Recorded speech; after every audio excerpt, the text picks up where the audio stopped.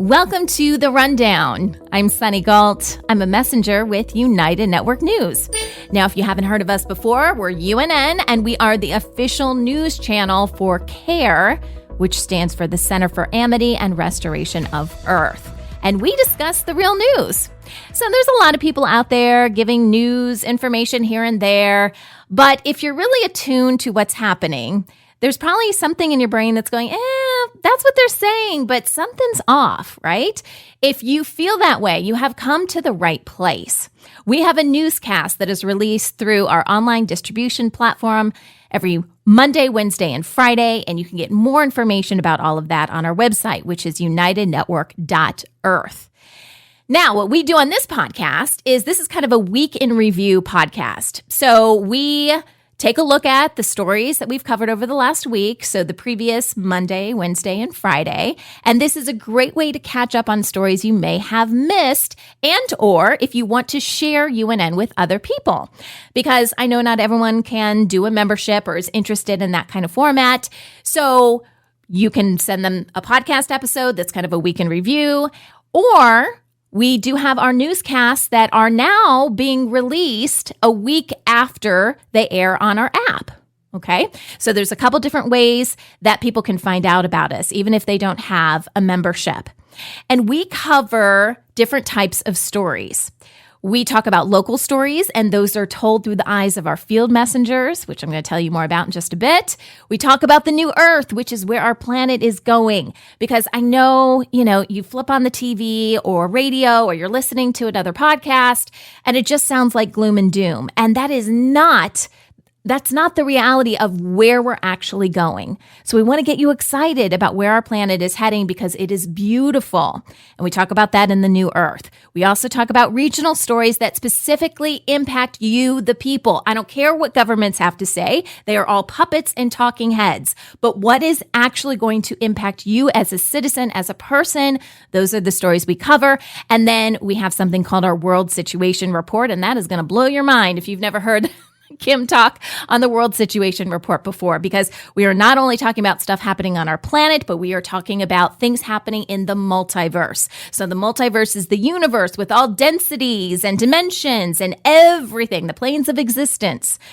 And if you haven't heard of all that before, well, stay tuned because we talk about it all on our newscast. And, if some of this stuff seems a little out there, that's fine. Okay. There's a lot of information that's been hidden from us in the past. And that's what we really mean when we say the real news. What is really impacting us? What do we really need to know as humanity? Because this is a beautiful time to be alive and be on this planet. And we always encourage you guys, think critically. Ask questions. When we mention a date or a time or a location, especially when it comes to the World Situation Report, go look it up for yourself. Do as much digging as you can. Go down as many rabbit holes as you can, because just listening to people and us just assuming they were telling us the truth is how we got into this mess in the first place. Okay, so you guys ready to learn a little bit about what happened this week? Well, today, as I'm recording this, it is February 24th, 2024. Here is the rundown of stories you may have missed this week on UNN.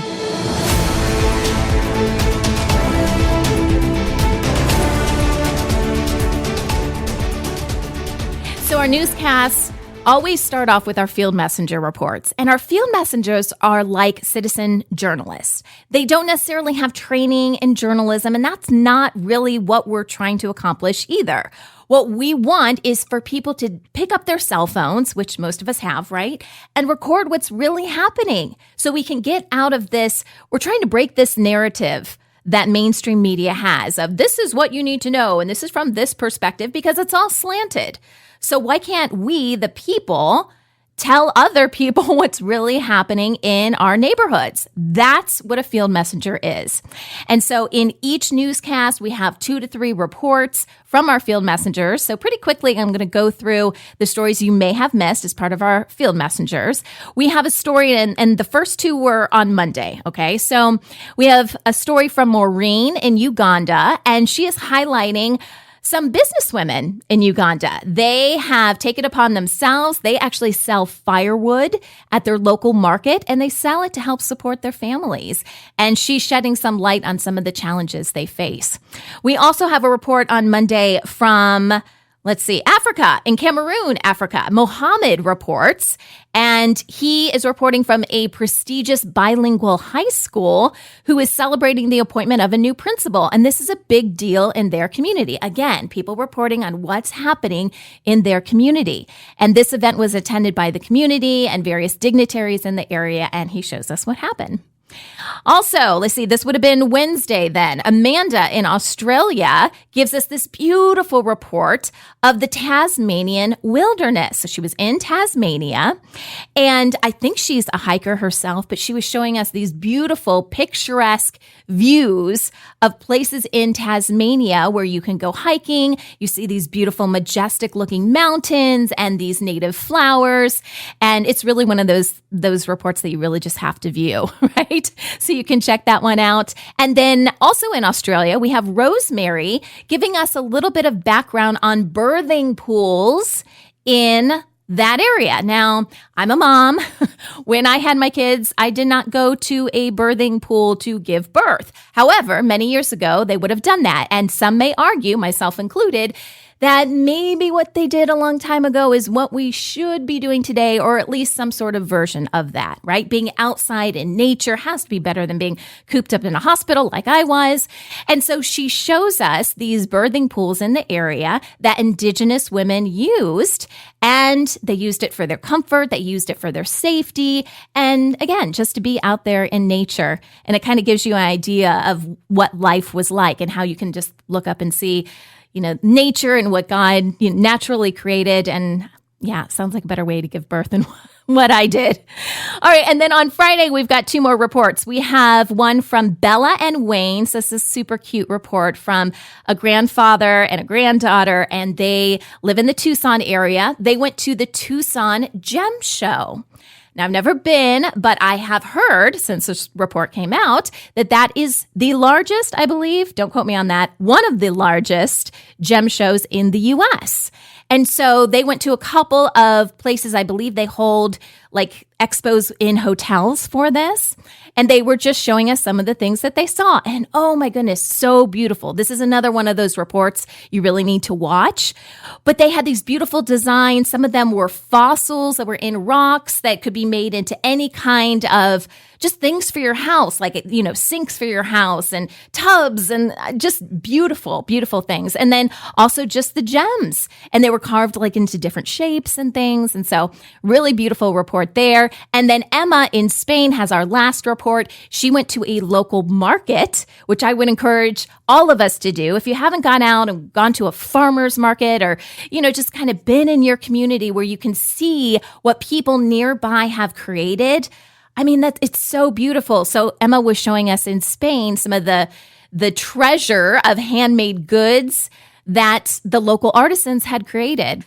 It's not just about the goods and services, but it is going out there, seeing other people in your community. We are so laser focused nowadays on going to a supermarket, and then we get in our car and we go here and we have our laundry list of things that we have to do. But sometimes if we just take a step back from that and really appreciate our communities for what they are and the people in those communities and support each other. Because trust me, the big box retailers and the corporations do not need our help.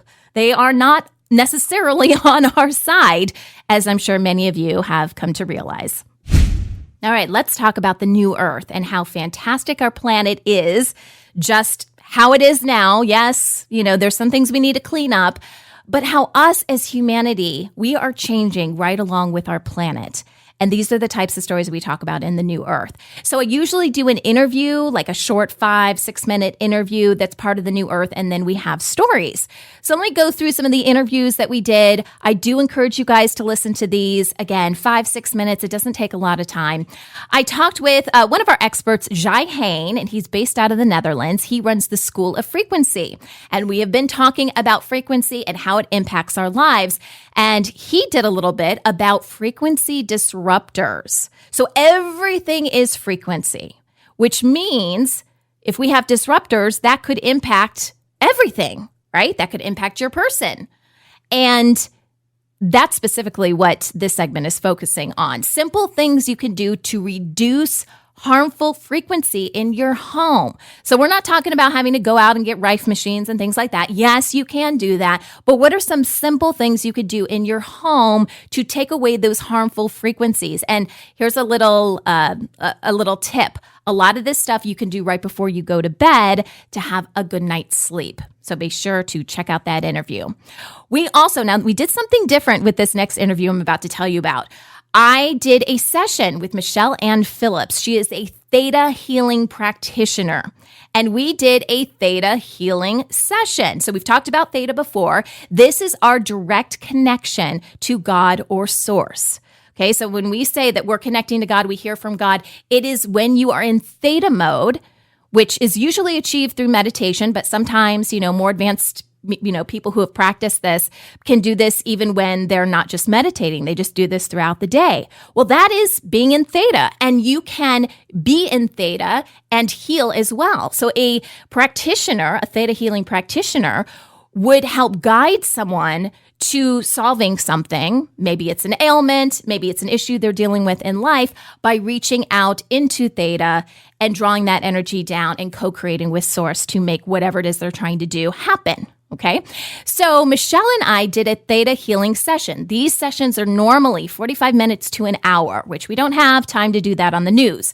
So I did a condensed version of it for the news. And then if you go on the United Network app, you'll have the full 45-minute session. And what we specifically focused on was removing resentment that humanity has from the deep state. And we went through and we talked about, why do we resent the deep state? And we brought up all of these emotions, and it's about clearing that and overcoming that. Because I promise you, holding on to that resentment is not going to help us get to the new earth. It's not going to allow us to experience what we want to experience and have the type of world we want to have. You cannot hold on to that resentment and that anger. Have they done horrible things to us? Yes, they have. But we, as light beings, have to let that go. Does it mean we have to be okay with it? No. But it cannot impact our movement forward, because we've got a lot of restoration to do. And so this is a great healing session for anyone that is struggling with that. And you can keep going back to it. Maybe you need more than one session to deal with this. I totally get that. So be sure to check that out. And then on Friday, I talked to Stephanie Ariel. Now, she is an aromatherapist. She's also an author. And we're doing this whole series with her about essential oils. If you have been watching the news recently, you've heard Kim talk about how we are introducing a line of products under New Earth with quality ingredients. And one of those things is going to be our own essential oil line. And Stephanie is part of that whole process. So I wanted to get her on the news to talk about essential oils, maybe clear up some misnomers, and get you guys excited. So this first segment is all about what are essential oils? So it's kind of like a beginner, right? What are essential oils? How are they made? And here's a fun fact. Did you know only 3,000 plants on this planet can actually produce essential oils? So there's millions that exist. Only 3,000 plants can actually produce it. So check that out. Okay, let's get to our New Earth stories. And these are designed to inspire you guys, get you thinking about different ways of doing things on our planet. And sometimes it's about revealing information that you may not have known to improve your health. And the first couple stories, actually, we're going to talk about fall into that category.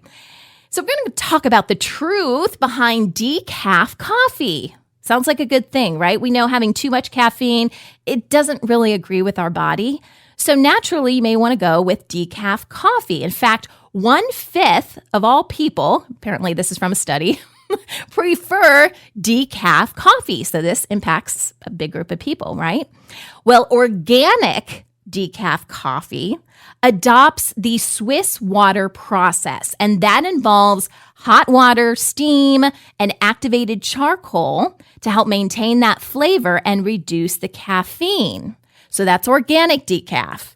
Then you have non-organic decaffeination, and that process uses chemicals because it's less expensive to produce. Everything's about money, money, money.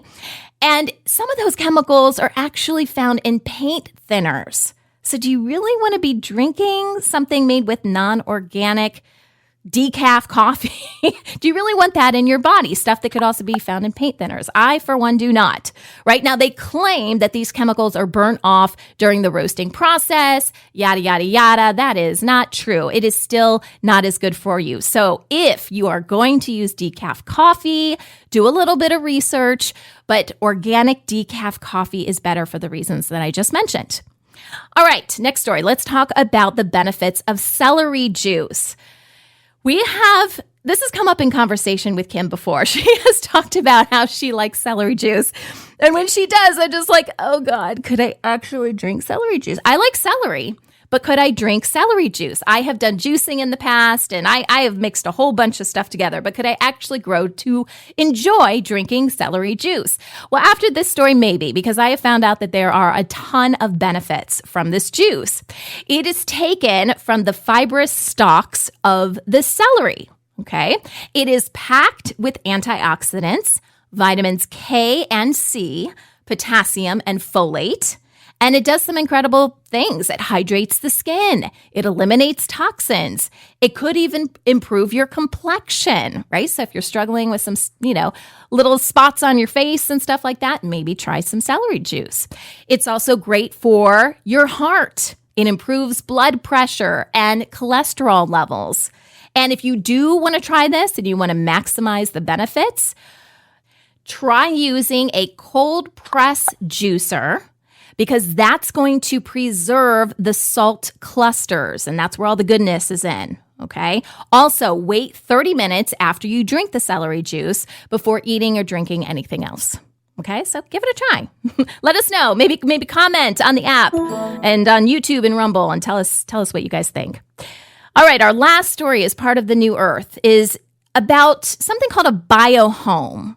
You guys heard that before? Biohome 3D. Now, this gets into housing. We know that there are issues with housing around the world. And I'm talking about affordable housing because we know the elites can afford whatever they want to afford. But for the rest of us, how do we own a home? How do we have something that we can call our own that isn't taking up all of our hard-earned money? Well, when it comes to creating affordable housing, one option is 3D printed homes, okay? And this is apparently on the rise. In late 2022, there was a collaboration between the University of Maine and a local nonprofit, and they created what is known as the Biohome 3D. This is the world's first fully recyclable house. And a lot of the contents that are used come from Maine. They're mills over there. It actually uses wood waste from those local mills in order to create the wood that is needed for these homes. And get this, a new home can be completed in just 2 days.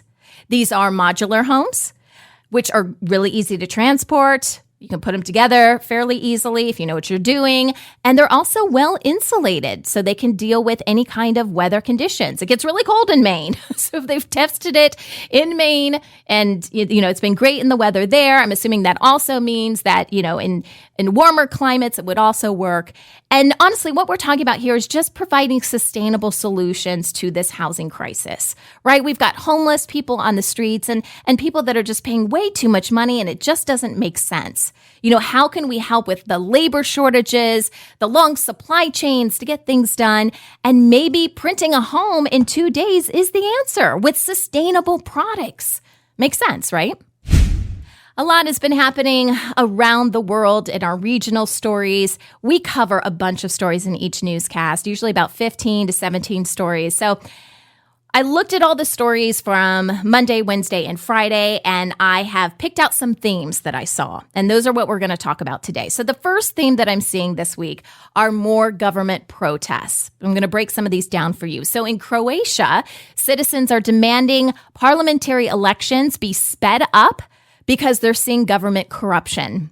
In Mexico, thousands of people rallied, and in fact, it says they dressed in symbolic pink. I'm not really sure what it's symbolic of, but they are demanding protection of their democratic processes before their June election, obviously coming up this summer. They fear their democracy is being threatened. You see some similarities, some common denominators here.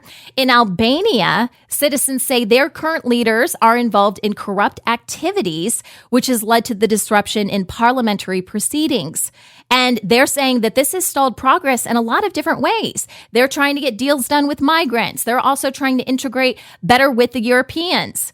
And all of this is being held up. So they're upset with their government as well. And then there was another protest going on, not quite on the government side, but I still thought it was interesting. So I'm going to throw it in here. And that is, there were some protests at the Eiffel Tower in Paris. And this is related to their labor union. They represent about 400 workers, and they are raising concerns because, I don't know if you know this, but the Summer Olympics coming up this year in 2024, those Olympics are going to be held in Paris. And so obviously people are going to want to go see the Eiffel Tower, right? It's a staple when you go to Paris. And so the workers there are raising concerns because they don't think, given their current resources, that they can maintain the tower's operations. I mean, just think about millions and whatever of people coming to your area. They're basically saying, listen, we're struggling as is. We're going to have this influx of people, and we don't know if the tower can take it, and we don't know if our staff can take it. And so they are protesting in advance, saying, you better give us more supplies, probably better wages, more people, in order to accomplish this summer. So that's the first group of stories for government protests. Now let's talk a little bit about our schools and our children, because that's another theme that I saw this week. Germany is being criticized for having a high dropout rate. That's a combination of high and dropout. It's dry. Now, what they're saying is a gap among students with migration backgrounds. Those students are lacking a high school diploma. They also say for people that lack a knowledge of the German language, those people are missing out as well. And as a result, there's a high dropout rate. So we reported on that. Also, Sudan is facing an educational crisis due to ongoing conflicts in their area. They have war and famine, some weather issues as well. And there is a number of out-of-school children. And that number has increased, get this number, this is crazy, from 3 million to 19 million. And when we look at that 19 million number, that is 47% of their nation's population. Those are the number of children that are out of school right now due to all of these issues in the area. Obviously, that's a big concern. Now, we've got a couple of stories here. On the western half of the world, here in the United States, where I'm at, we're talking first about college SAT, ACT requirements. So these are standardized tests that students in the U.S. have to take in order to apply for universities. Now, COVID, I just learned this because obviously I haven't been in school for a while. I just learned that during the pandemic, some universities made that process optional. So you didn't necessarily have to take an SAT or an ACT, probably because the testing would have been more difficult if everyone's wearing masks and maybe it wasn't safe. So therefore, it was optional. Well, now there are more and more universities, and this is what the story is about, saying, we may make this optional moving forward. Okay, they're really starting to question standardized tests. Does that equal college success? And more importantly, who cares about college success? Does this equal success in life, right? Now, I have to interject here. So this is Sunny's personal view. This wasn't reported on in the article. But I'm kind of questioning if this is really their motive, right? They can't come out and say, listen, we're not getting as much money from the government because the government is broke. So, hey, let's reduce the considerations or, the test scores, basically. Let's not consider just ACT, SAT test scores for people to get into college. Let's increase the amount of people that come to college, and therefore we'll make more money. Because we know that is the bottom line with colleges and universities, especially here in the United States, is how much money they are making. And they are not getting money from the government because the government is broke. Okay, so again, that's my own little take on that. That was not part of the article. But a lot of times these articles, they are kind of making the universities out to be, oh, we're having this epiphany. Do standardized tests really equal college success? How many times have you thought that? We've been thinking this for a very long time. So don't tell me that this is just now being brought up, right? This is about money. And something else to go along with that, there's another study. In the US, 43% of recent grads are not fully using their degrees in the workforce. So again, this goes back to why are we doing things this way? Maybe what we need to do is let these institutions either change on their own or slowly go away because we know the education system needs to be changed. We have known for a long time that students learn differently. So having a standardized test, that creates a standard. It's in the name, guys. Every human being is different. So that certainly is not a good indication of how well someone is going to perform in college or in life. And then there is another study that I want to tell you guys about. This is also based in the US, and it says 43% of recent grads are not fully using their degrees in the workforce.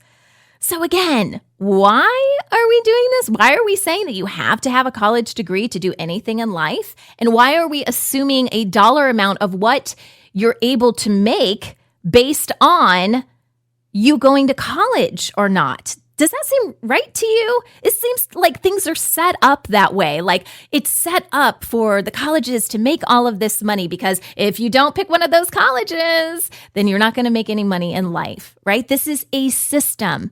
And another thing that this study said, which I completely disagree with, the study claims graduates with college degrees still do better off financially.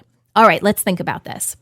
Are you talking about financially as a whole? Or are you talking about them earning a larger paycheck from their employer?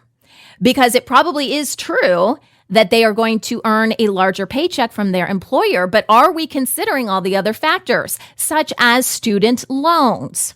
If they have to pay back hundreds of thousands of dollars in student loans, are they really doing better financially? Yeah, I don't think so. All right, and our last topic is about health. I've got a few stories I want to share with you guys. So there is a massive doctor strike that was going on this week in South Korea. 1,600 trainee doctors from major hospitals literally walked off the job. And they're walking off because the government is increasing the amount of students that are allowed to go to medical school. So the admissions process, they're basically accepting more people. And the doctors are saying this increase, for whatever reason they're doing it, I'm sure we can all come up with a million reasons, is harming the quality of healthcare. So they're dealing with that in South Korea. Also, UK patients, so this is in United Kingdom, in Britain. They have the NHS, the National Health System in Britain, and they are having a ton of issues over there. Okay, and this is impacting initial treatments as well as ongoing care. And they're also saying that there is a lack of proper oversight for people who don't make it on these official waiting lists. Not sure how you get on those lists, but if you're not on one of those lists, they're saying people are basically, falling through the cracks. So they are raising concerns about people that are going what they're calling unmonitored. So some issues, obviously, in the UK. And then we have a couple of stories. So in Australia, there are asbestos concerns. There are schools, multiple schools, and now multiple public sites that are testing positive for hazardous substances, including asbestos. Okay, this is found in residential constructions, which is really kind of confusing because how long have we known that asbestos is not good for you and they're still using it in residential constructions? Really? They're also finding this in hospitals, and they say they've created a special task force to help expedite the cleanup and address any safety concerns. Also, here in the U.S., we've got an issue with something called chlormequat. This is a chemical used in agriculture, and based on some recent tests, it has been found in 92% of common oat-based products here in the United States. And this is a huge increase. In 2017, they did similar tests, and we had 69% in 2017. Now, 2024, we've got 92%.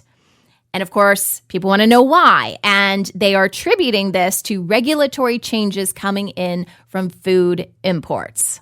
In Bangladesh, there is widespread use of glyphosate. Glyphosate is Roundup. You guys have heard stories about Roundup. This is a weed killer. It's used in gardens and things like that. It has been banned in 33 countries. It is an herbicide that lingers in the environment, okay? It impacts the soil. It impacts the water. It harms the local biodiversity of the area. And here's the really sad thing. In Bangladesh, the authorities say they understand the risks, and they're not even fighting the fact that glyphosate is a horrible herbicide. But they're saying there's no cost-effective replacements. So this is a really sad thing, right? That needs to be resolved. And now it's time for highlights from the World Situation Report with Kimberly Gogan from the Office of the Guardian. Ooh-wee, guys, this was a crazy week. A lot of stuff to talk about. If you recall, on our last podcast on Friday, Kim was not on the news, but she gave us a statement basically to read, to update us on some of the things that were happening. So let's pick it up from there. On Monday, because I kind of need to go in sequential order here, because some of this is based on what happened the previous news day. So on Monday, Kim talked a lot about things that are naturally happening that God or Source is doing right now that is reweaving and changing the fabric of reality. You know, I know a lot of times, and we'll get into that too, the deep state is doing this, and, that's just human stuff. But on the other hand, there's incredible things happening on this planet right now that God or Source is doing that is for the betterment of humanity. And that's the first part we're going to talk about, because this is the uplifting, encouraging part for the World Situation Report. The frustrating thing sometimes is that some of these changes happen very fast. And that's the bulk of what we're going to talk about today when we talk about the reweaving of the fabric of reality. Some of these changes are happening super fast, and as a result, some people may be feeling sick. So if you're very sensitive to changes like this, I know there was a really big shift that happened the Friday before. So we're talking about the previous Monday and then that previous Friday. And actually, when anything like this happens, the deep state gets really excited and they view it as something good for them. It's never good for them. We have talked about this over and over again. We are now in a light age. So good things are coming. We were in a dark age, and that's when a lot of nasty stuff was going on. And the deep state is holding on to that, thinking that we're still in a dark age, but we're not. So these same things and these rituals and practices and crazy things that they've been doing, they keep doing them over and over again, expecting a different result. But they're going to lose every single time. And in some of the things that have been happening over last weekend and then into this week, the deep state thought it was an opportunity for them to take back control. So their system, if you're new here, their system was called Omega. Okay. And it was run by really high beings high up. What we consider the deep state never had their hands directly on Omega. Okay. But that was their system. That's the dark system. And then you have Alpha. For those of you who, go to church or, read different kind of historical transcripts and things like that, you may have heard that God is the Alpha and Omega. This is what we're talking about. These are quantum systems. And so the Alpha has taken over. The Omega doesn't even exist anymore. But again, when these kind of things happen, the deep state thinks, we're going to get our system back. So here is Kim talking about how reality is changing. This is a very good thing for humanity and where we're going. Universal wide, there is a reweaving of the fabric of reality, which means that there's no longer a duality. And this has been going on for a while, but the events that have taken place in the last few days were very fast, very rapid. And because there were some covenants and some agreements in place in the past, even during a light age, there would always be a certain amount of darkness that would exist. And in order to prevent that darkness from dissipating completely, there were four main threshold points that would be hit, and each one would trigger what we call a dead man switch. Now, some of these things were in place between source and anti-source. Some of these things were put in place by the others that wanted to see the darkness recreate itself. And none of them have been pleasant, but the one that started on Friday has been the worst. This one here triggered a sequence of events throughout the world in different locations, as we mentioned on Friday's news, that could have allowed for, I would say, a certain amount of darkness to continue to exist. Now, in the eyes of the secret space program operatives and in the eyes of the Rothschild family, Ital, the Order of the Dragon, they felt that this was their opportunity for Omega to recreate itself and for Omega to overshadow Alpha again. It wasn't set up for that purpose. In part, it would have allowed a portion of it to exist, I would say. And then, moreover, enough darkness so that they could continue to exist in this world and do the things that they do with power behind it. So there was a lot of cleanup that had to happen in rapid succession on Friday, which is why I wasn't on the news, in order to prevent that from happening here on Earth. Additionally, universe-wide, we are seeing the fabric of reality being reweaved. So that means we're now going to be in a source light multiverse, no longer utilizing any portion of darkness to weave the fabric of reality. And that is on every single plane of existence and every density of existence. So that obviously starts where it all begins with, for example, your essence. Your essence is the blood of your soul. For lack of a better term, as in the blood is in your human vessel and in your body. And the reweaving of the essence of the soul in a light universe is what started taking place over the last, I would say, 7 days. But it started to really hit the third density starting Friday, Saturday. By yesterday, it's probably Sunday, midday my time, early morning in Australia time, is when the quantum fields began to shift for us as beings here on Earth.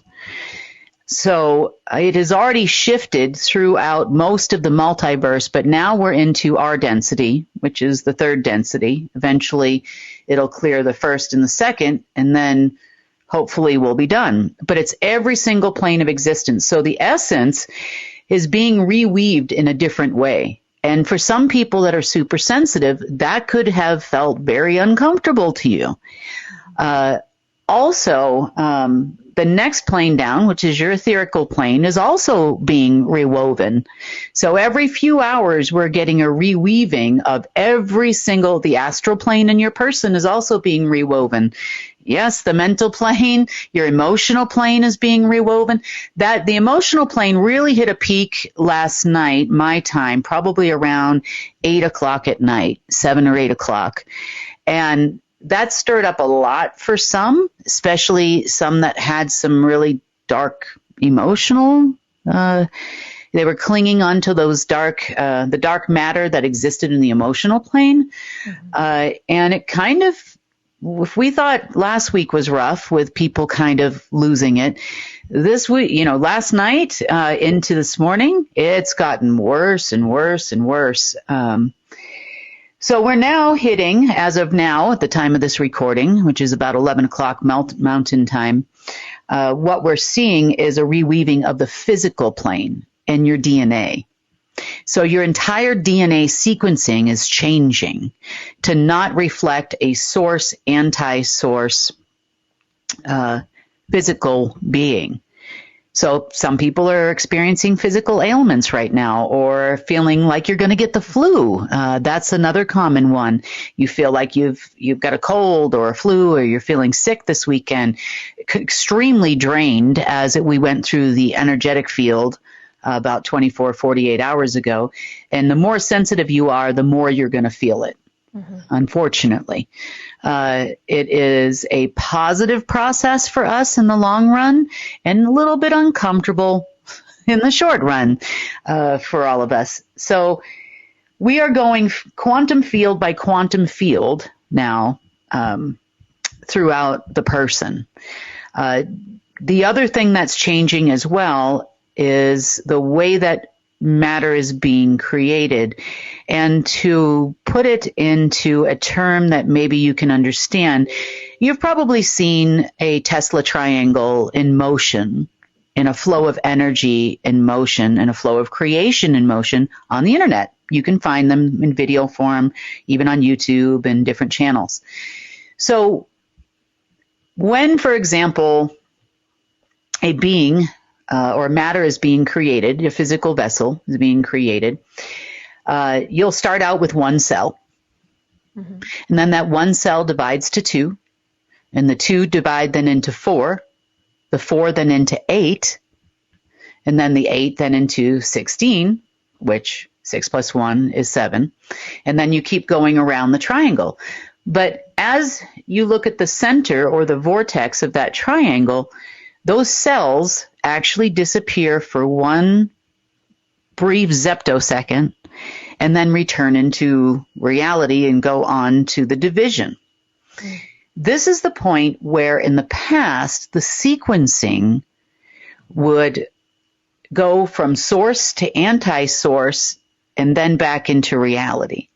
So you were having both in every cell in your body. So that formula now is changing because it's a source thing. There's no anti-source or antimatter or anti-creation involved in the creation of every quantum field that exists within your body. I know this sounds very, very confusing, and I'm not trying to confuse you. I'm letting you know what's happening so that you know how to navigate. It should be complete within the next 4 to 5 hours from the time of this recording. But if you're feeling really woozy, a little, lightheaded, a little off today, energy drains, flus, colds that seem to appear and spontaneously disappear, these are all physical symptoms of this quantum field change. So not only were we experiencing, at least some of us, maybe experiencing some not so great symptoms. So if you felt sick over the last handful of days, that could have been a result of what's going on with changing the fabric of reality, right? But the deep state is also aware that something has changed, and they're not too happy about it. So the last time we talked about the deep state, we reported that there were 15 SSP, which stands for Secret Space Force operatives, that were working in conjunction with the Rothschilds, or the Rotten Children, as Kim likes to call them. And those 15 operatives were actually released for being quote unquote incompetent, which, as you can imagine, to tell operatives that they are incompetent is going to mess with their ego a little bit. Okay. They were not happy about that at all. So they were released. So they don't fall under the Order of the Dragon. They're no longer technically working for the Rothschilds, but they still have egos bigger than this planet. Okay. And the reason they were released as being incompetent is the Order of the Dragon, the Rothschilds, claim that Kim is a hacker. That she is doing all of this because she is hacking the system, apparently hacking the alpha system, and she's just a really good hacker. Okay, well, what they don't understand is this has always been Kim's system, okay? And she is not hacking anything. It operates based on her essence and other things, but it is connected directly to her. So she's not hacking anything. It's her system. Regardless, the operatives were let go, and they're quite upset because they were promised big, big things from the Rothschild family, right? They were going to own things and be, kings of different areas or have these really important titles, because apparently that's what you do when you can't pay people. You just promise them this elaborate title that you probably just made up, And it means nothing, okay? But they were promised all of this, but when you get let go, then you don't get all those benefits. So these are the operatives run the operations, guys. The Rothschilds don't run anything, okay? They just tell people what to do. So for these 15 SSP operatives, there essentially was a ringleader of the 15. And this person, a he, had about 50 other men in his downline. Okay, so he was responsible for 50 other people. They're all part of the SSP, but obviously various levels. Now, we had a little bit of hope. This was on Monday again. We had a little bit of hope because these 50 people were finally invited to a meeting. This was the first time ever this had happened. And this is basically a meeting to get the scoop. And they found out new information. For example, they found out that Kim is not a hacker. They were getting information from the archivists, which is a history of real information on this planet. As agreements get filed, they get filed with the archivist. So if you have access to an archivist, you can go back and see exactly who she is, whatever information you need to know. But in this case, it was about Kim. Is she a hacker? No, she's not a hacker. Oh, the alpha system is really Kim's. So they discovered this. And that's basically where we left that group on Monday. We were hopeful that they would take the information and make smart choices. Now, a couple other things that Kim mentioned on Monday that I want to update you guys on. We talked before about the silent circle. And in the last podcast episode, we talked about how the silent circle and the anti-silent circle basically came up with a deal. And this was through their system. They use something called markers. If you've ever seen the movie John Wick, you have seen people exchange markers. This is basically saying, I'm going to do X, Y, Z, and if I don't do it, then you have permission to kill me. And they exchanged, the anti-silent circle exchanged markers with the silent circle, saying, because the anti-silent circle wanted to do all this deep state nefarious stuff and, thought that they were going to regain control.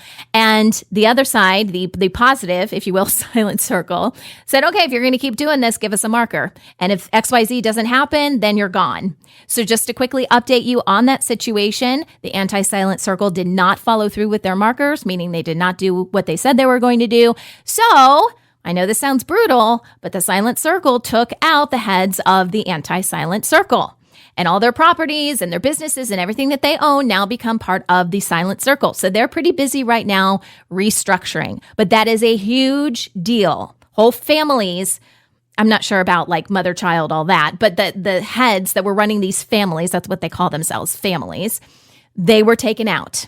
Okay. And that is a really big deal because the silent circle has said before that they want to move forward with Kim.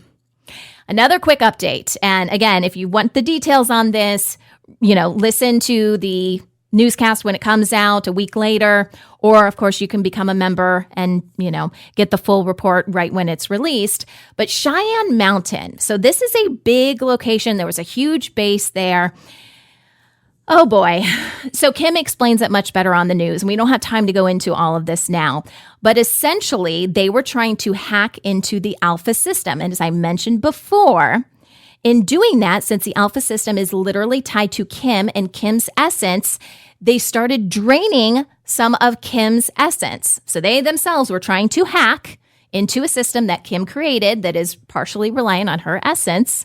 And that was not cool with Kim. I mean, how would you guys feel if someone was draining your essence, which is the life force of your body? So if you drain too much essence, you die, okay? Whether or not they knew that they were doing this or not, it's unclear. But when someone does something like that, you have to remove the threat. And that's exactly what Kim did. So even though Cheyenne Mountain is a huge location, if you follow Q and all their craziness over there, please don't follow Q, by the way.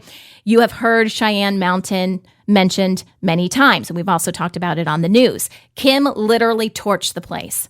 Not only did she torch the place, but she also allowed somehow, I don't know how she does this, but she allowed a video feed so all the other bases and locations could see what she was doing. And so obviously that is a warning, okay, off the bow, not to do stuff like this. So Cheyenne Mountain is no longer picking up the phone. All right, on Wednesday, that was just Monday, guys. Okay, Wednesday is going to be pretty short because Kim actually wasn't on the news based on things that happened after everything on Monday. Okay, so there was no world situation report. I did release a statement from Kim at the end of the news, so I'm going to go ahead and read that to you. And then we're going to move on to Friday, because she went through and in greater detail explained what I'm about to tell you. So here was the statement on Wednesday. The United States is under attack by 17 of its own military bases. The U.S. military are planning terrorist-like events in the following cities: Los Angeles, Chicago, Houston, Phoenix, New York, Philadelphia, and Seattle. At the same time, they are using energy weapons directed at Kim in hopes of trying to stop her and other people to counter these actions on U.S. soil. This is not the time to panic. We are not helpless. We need everyone to hold the light and co-create with Source to allow for the best possible outcome for humanity. We got this. Okay, so that's what I said on Wednesday. Now, for those of you that may be following the Q clock, maybe just because it's interesting and you need a laugh for the day, you may have noticed that those cities that I mentioned were mentioned on the Q Countdown website. Okay, so they said they're telling you exactly what they're doing because that's their MO. That's what they do. They tell you they're going to do all this horrible stuff to you, and then they do it, and they say, oh, we told them they were going to do it, so, no karma for us. They agreed to do it. So they were planning to go to those cities, and that was listed on the Q clock. So for those of you who are following Q or think Q is somehow going to come save the day, please stop. They are literally telling you that they are going to kill you. So don't worry about the website. I don't even recommend going to the website. Don't have anything to do with Q. Q is not good. Okay, then on Friday, so this is just yesterday, Kim was back on the news and she had an opportunity to kind of explain some of this. Because sometimes when Kim gives a statement like this, she's too busy. Like, I don't have a chance to really ask questions and stuff. She literally gives a statement. We put it out on the news. And then my hope is the next time we have a newscast, we can go back over and discuss some of this stuff to really clear the air on what exactly is going on. That's exactly what happened on Friday. Okay, so remember those 50 operatives? They were in the downline of the SSP. They were clued in on the meeting. Well, as I mentioned before, we were hoping that they would take the information from the archivist and make good life choices. As it turns out, those people chose poorly. So apparently they got together and they had big plans to somehow get a bunch of money and go conquer the world on their own. Because you have to understand, ego is everything for these people. This is not about humanity. It's not about helping people. It's that they were promised XYZ and they are going to carry this out until hell freezes over. And a lot of them are fine with going to hell to help with this process. They don't care. They don't care who helps. Yeah, bring up some, lower astral beings to help. That's exactly what they want. In fact, some of these operatives were actually in Durango, and Kim does tell the story of how she ran into some of these people, and they were trying to test the waters with her and try to impact her more on a quantum level and, try to throw some negative energies at her. And she basically gave them the look of death in person. And apparently they were pretty impressed that she was able to go to ball with them, okay, and hold her own and protect herself. So the clip that I want to play, though, is about these operations. So all of those cities that I mentioned in that statement, Kim does break down what was happening there and why they were going to those different places. Basically, they were trying to carry out these attacks in the U.S. to get money. Because you can't really do anything. If you can't pay people in their world, you can't do anything, okay? And this whole thing is about people being broke, right? The SSP is broke.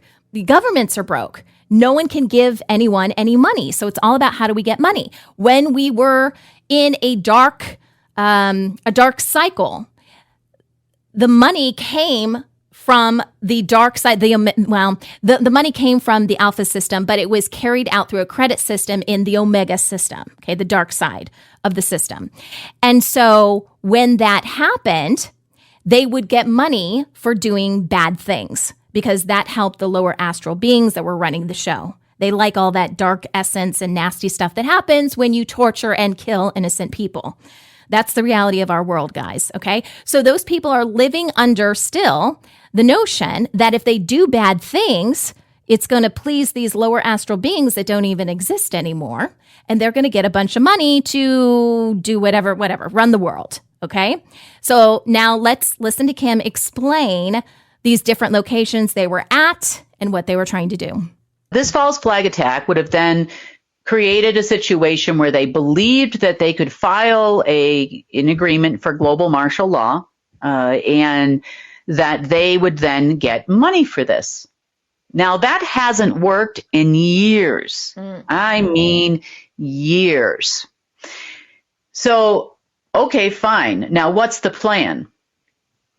Now, not all technology that the secret space program utilized, predominantly all of the technology was provided by others over millions of years that had come and gone from here, and not all of them were our friends. I'd say none of them were our friends, right, because the organic systems don't need technologies to do these things. Well, there is a way that you can use plasma, negatively charged plasma, to create an explosion. I'll just give it to you not in full quantum physics terms, and we don't want to help our non-friends out there either. So we'll just leave it at that. So, but this particular type of charged plasma was provided thousands of years ago. So it's not new. But it's also the reason why they built specific buildings where they built them, so that at any time they could implode these buildings and cause major trauma on this planet. So if you thought 9/11 was bad, this was going to be even worse. So the following locations were the targets. We have the Times Mirror Square in Los Angeles, the Sears Tower in Chicago, the JP Morgan Chase Tower in Houston, Texas, the Chase Tower in Phoenix, Arizona, Rockefeller Plaza in New York, the Empire State Building in New York, the Comcast Technology Center in Philadelphia, Pennsylvania, the Bank of New York Mellon Tower in Philadelphia, Pennsylvania, the Space Needle in Seattle, the Salesforce Tower in San Francisco, the Tokyo Metropolitan Government Building in Tokyo, Japan, and the U.S. Bank Tower in Los Angeles. Now, the detonator for all these 12 sites, and previously there would have been more, they just didn't have the facilities to do that, and was underneath Southern Command, also known as SOCOM for short, in Miami. So they had people there in Miami with the cooperation of Southern Command of the United States. And they also had the token Iranians who were going to take the fall, all ready to go. And these were supposed to be detonated on Wednesday evening. Okay. You know, I hope no one ever tells me ever again that we have military people that are white hats protecting this country. Because I can tell you right now, if I was in the military and I was a general in the military and I heard, even if I was a good guy and I heard this was going to happen, I would have given up my stars. I would have given up everything to stop a fabricated terrorist attack on the United States. And if that meant none of my friends talked to me, and if that meant I didn't exist, at least I would have known that I would have saved millions of Americans. So I hope no one, let there be no mistake. Either A, you're too afraid, which scares me even more. You mean to tell me you're a general in the military and you're too afraid to save American lives that you took a pledge and an oath to? Yeah. So if you're a white hat, quote unquote, and you're in the military, shame on you. Maybe you need to go get another job. I don't know. Walmart greeter, something like that. Because this, if you don't have the, how do I say this in a nice way, courage and strength to go against your peers in the protection of American people, then you need to go get another job. Now, I do know that there are deep state folks that were involved in this, orchestrating this entire event, and there's no way they didn't hear about it. So let us not lie to each other here for a minute and tell me who you are and who you are not, because I can clearly see who you are. You had to be aware of this. So needless to say, none of these buildings went down on Wednesday night as proposed. The Q Clock is still reporting currently at this moment about Japan and Los Angeles. That's never going to happen. And they're still trying to find money somewhere. So what happened the next day? So the next day, which was yesterday, feels like it was last year, basically in a nutshell, at the 5 a.m. meeting, they pretty much all agreed when there was no plan, because there was no plan to go forward at this point, and there were a lot less people at that meeting than they were at the day before, because some of them were in these locations when that was taken care of. Some of them were also in another location. It's called the Tesla Tower, and it's in Texas. You can look it up. It's a really weird looking tower in the middle of nowhere. And they didn't obviously make it to the meeting the next day. So there were several people at that meeting. So maybe out of the 50, now we're down to about 25-ish, 25 to 28 people. And most of them at that point started questioning their sanity, because there's nothing left. Yeah, I guess so. So even the people that were still diehard on getting this job done, so to speak, by yesterday afternoon, or yesterday, I'd say midday my time, they pretty much all walked away except for 5 people. Now, as of this morning, out of the 5 people, the last one walked away. So we had 4. Now we're down to 4. 4 people still wanting to make the Rothschilds' dream come true. Oh boy. So fewer and fewer SSP members are staying alive or as part of this plan or going along with the plan. So that's a good thing. Another update that Kim gave us was about the headlines that I'm sure you saw about disruptions with AT&T, T-Mobile, and I think a few other services. They were saying their cell phone was down. They were getting an SOS message. People in various families, different locations around the U.S. I believe this was just a U.S. event. And this is part of that small little team of people that Kim just mentioned trying to do bad stuff, okay? Trying to take over the world again. And this was an attempt by them to hack and actually, they didn't even have to hack, okay? We think about hackers getting into AT&T and T-Mobile and places like that.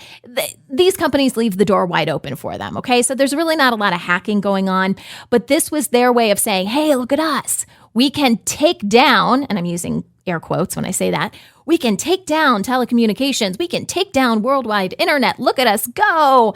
And I don't know if you saw some of the first reports that said millions of people impacted. And I guess some of these news stations actually release this before anything actually happens. So that just shows you how horrible our news is and how slanted it is and how agenda focused it is.